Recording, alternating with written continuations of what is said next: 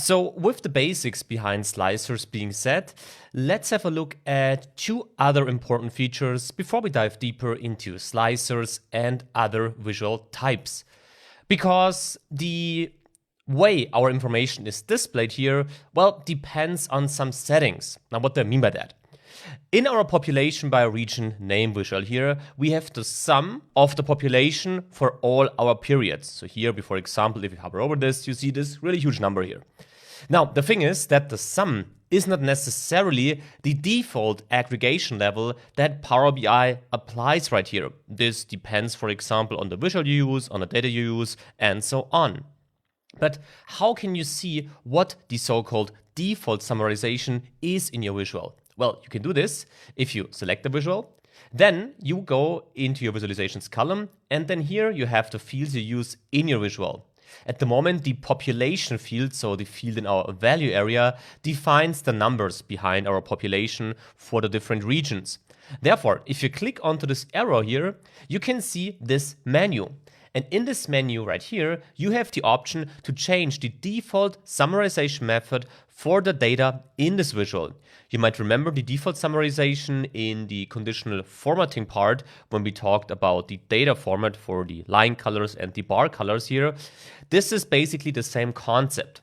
So if I would change it from sum to average, you see the chart changes, of course, and also the number decreased because, well, obviously the average is a lower value than the sum we have. You can also change to a different one, for example, the minimum value, which is, well, basically 0 values here for specific age groups apparently, so not the best data points in our data set here, or you can go to maximum and so on. So this is what default summarization is all about. And this is also important to know because sometimes, well, visuals don't show you the data the way it is intended to be shown. And let's change it back to sum, by the way. And therefore, make sure to check this option and to, well, adjust it according to your needs. This is one thing which has an impact onto the visual appearance of our, well, charts. And there is another option. And this is the sorting, well, we have inside our visual. Because you can see by default, we have this descending order. So we have the largest value here, and then it decreases. This is not necessarily what you want to have, though.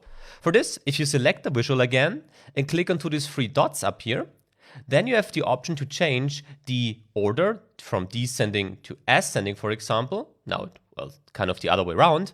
Or if you click again, you can go to sort by here, and then you can define what the data should be sorted by. At the moment, we sort by the population count, but you could also sort it by the region name. If you do that, you have an alphabetical order, Africa, Asia, Europe, and so on. And if you again go back to the three dots, you can change it back again to descending.